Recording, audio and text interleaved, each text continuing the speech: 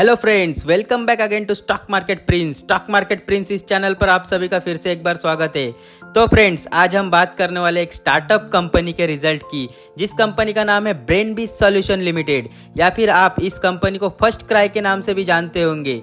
तो इस कंपनी के हाल ही में यानी कि 2 दिन पहले अपने दिसंबर के क्वार्टर के रिजल्ट अनाउंस किए हुए हैं और यह एक स्टार्टअप कंपनी है।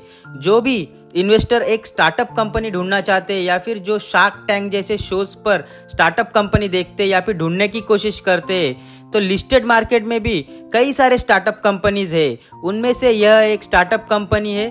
तो फ्रेंड्स, अगर हम इस कंपनी का रिजल्ट से पहले आज के मार्केट की क्लोजिंग देखें तो आप देख सकते हैं ब्रॉड ब्रेस सेलिंग देखी गई आज के मार्केट में। निफ्टी, सेंसेक्स, बैंक निफ्टी तीनों सभी इंडाइसेस में रेडी रहे और नेगेटिव के साथ ही क्लोजिंग की हुई है। और अलग अलग निफ्टी के इंडाइसेस की बात करें तो यहाँ पर भी सभी इंडाइसेस में लगभग नेगेटिव ही क्लोज होते हुए देखे गए। अगर हम मेजर इंडाइसेस की बात करें तो आप देख सकते हैं निफ्टी 50 और सेंसेक्स 30 ने 0.7% की नेगेटिव क्लोजिंग दी हुई है आज के दिन। निफ्टी बैंक ने लगभग 0.4% के साथ नेगेटिव परफॉर्म किया हुआ है। और फिर अगर हम निफ्टी के मेजर इंडाइसेस की बात करें तो आप देख सकते हैं निफ्टी रियल्टी में लगभग 3% की गिरावट रही। Nifty metal, Nifty consumer durable, Nifty health care 2 से 2.5% तक गिरे। फिर Nifty mid cap, Nifty small cap, Nifty pharma, इन सभी इंडाइसेस में लगभग 2% की मंदी बनी रही। फिर Nifty commodities, Nifty oil and gas, Nifty auto, Nifty consumption indices में भी 1.5 से 2% की मंदी बनी रही। आगे Nifty PSU bank, Nifty infra, Nifty IT, Nifty financial services, Nifty FMCG, Nifty private bank, सभी इंडाइसेस लगभग 0.2 to 1% के बड़े बिकवाली के साथ नेगेटिव में क्लोज हुए। तो आप देख सकते हैं मार्केट का सेंटीमेंट फिलहाल नेगेटिव बना हुआ है ऑल ओवर द सेक्टर। तो ये तो हो गया आज का मार्केट का हाल।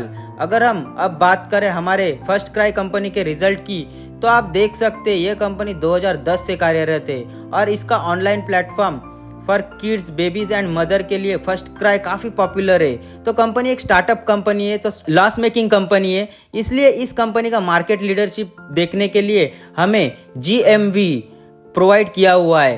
तो आप देख सकते हैं gross merchandise value financial year 2022 में 5799 करोड़ का था, जो कि बढ़कर 2024 में 9121 करोड़ का हो चुका है। अगर हम कंपनी का कामकाज देखें या फिर प्रोडक्ट पोर्टफोलियो देखें तो आप देख सकते हैं company apparel, footwear, baby gear, toys, baby toys ये सब बनाती है और सेल करती है, जहां पर 1.5 मिलियन स्टॉक कीपिंग यूनिट है और जहां पर 7,500 ब्रांड्स है कंपनी के पास। अगर हम डिस्ट्रीब्यूशन नेटवर्क की बात करें तो मल्टी चैनल डिस्ट्रीब्यूशन प्लेटफॉर्म है कंपनी के पास रिटेलर्स के लिए, जहां से इनको 70% का रिवेन्यू आता है। साथ ही साथ 29% इनके खुद के मॉडर्न स्टोर्स भी है, जहां पर यह फोफो और कोको यानी कि फ्रेंचाइजी ऑन फ्रेंचाइजी ऑपरेटेड और कंपनी ऑन कंपनी ऑपरेटेड से ऐसे स्टोर से है और ऐसे बिजनेस मॉडल में काम होता है। आगे आप देख सकते इन हाउस ब्रांड इनका जो है बेबी हग, वह लग्जरी मल्टी कैटेगरी ब्रांड है। फिलहाल में इस कंपनी का अगर हम इस कंपनी का रिवेन्यू वाइफर्गेशन देखें तो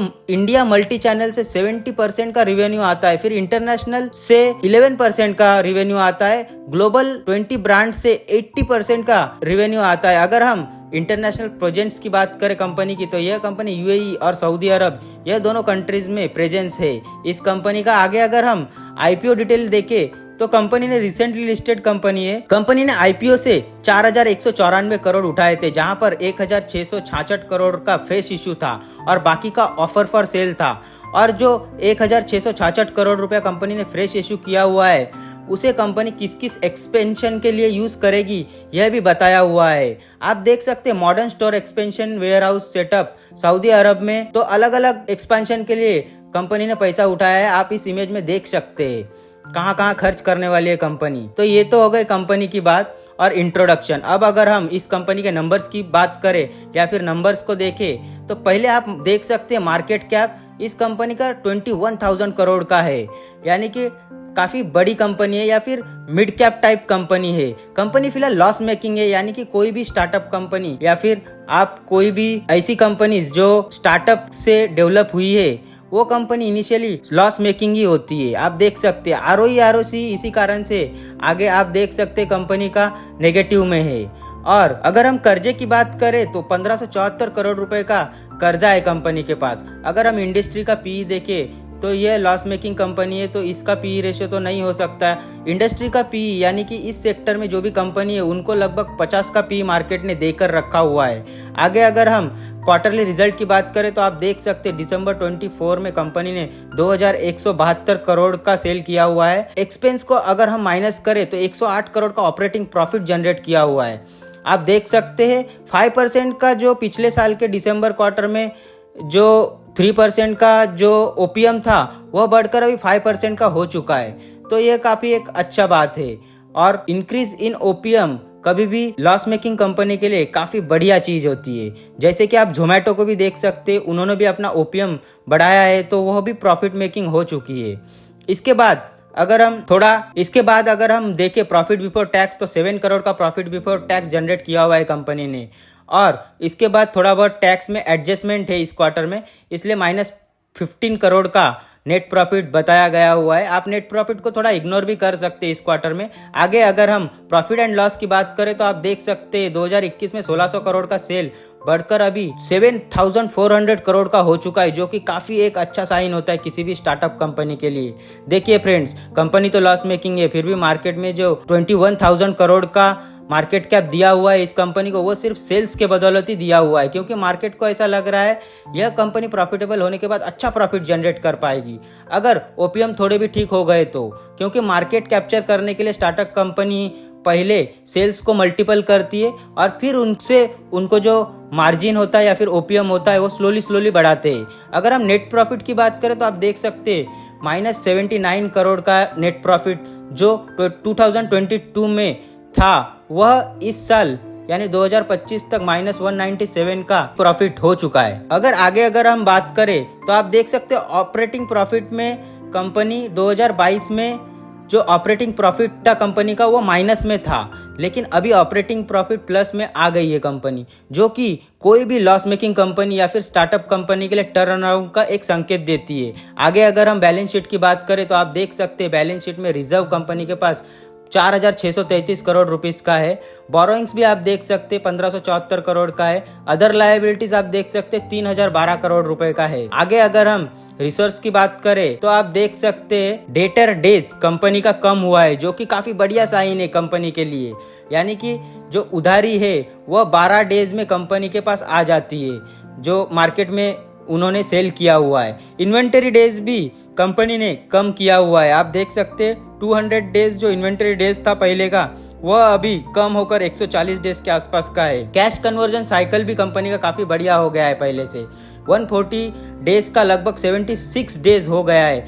यानी कि कंपनी इनिशियल जिस कैश डिप्लॉय करती है उसको सेल्स में जनरेट करने के लिए या फिर कैश टू कैश आने के लिए जो साइकिल होता है कंपनी का, वो काफी कम डेज का हो चुका है, जो कि कंपनी को आगे चलकर जल्दी प्रॉफिटेबल होने में काफी मदद करेगी। आगे अगर हम बात करें वर्किंग कैपिटल डेज की तो आप देख सकते हैं वर्किंग कैपिटल डेज भी कंपनी का इम्प्रूव कर रहा है। यानी कि जो भी वर्किंग कैपिटल कंपनी लगा रही है उसको जल्द से जल्द सेल्स या रिवेन्यू में कन्वर्ट कर पा रही है कंपनी, तो यह भी एक अच्छा साइन होता है। आगे अगर हम शेयर होल्डिंग पैटर्न की बात करें तो आप देख सकते हैं स्टार्टअप कंपनी है तो कोई भी इसका मालिक नहीं होता है। इसमें फॉरेन इन्वेस्टर 9.6% का हिस्सा ओन करते हैं, डोमेस्टिक DII इन्वेस्टर लगभग 17% का हिस्सा ओन करते हैं और बाकी आम पब्लिक में आप देख सकते 66% का हिस्सा है। लेकिन इसमें ज़्यादातर आपको प्राइवेट इक्विटी वाले और कैपिटल वेंचर कैपिटलिस्ट वाले जो ग्रुप से या फिर इन्वेस्टमेंट ग्रुप से वो देखने को मिल जाएंगे